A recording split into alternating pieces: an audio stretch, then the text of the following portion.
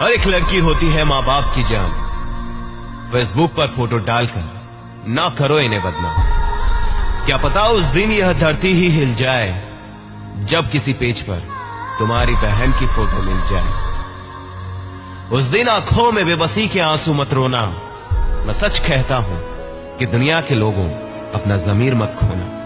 ये मैसेज उन चंद लोगों के लिए है जो फेसबुक से, व्हाट्सएप से लड़कियों की डीपी चुराते हैं और बड़ी शान से अपनी प्रोफाइल पिक बनाते हैं, उनकी हंसी उड़ाते हैं, उनको बदनाम करते हैं, उनकी इज्जत के साथ खेलते हैं। और उन लोगों को हम एक नाम से जानते हैं और वो नाम आप अच्छे से जानते हैं। ये मैसेज उन लोगों तक पहुंचे ताकि कोई लड़की बदनाम होने से बच जाए, किसी लड़की की इज्जत की हंसी उड़ने से बच जाए।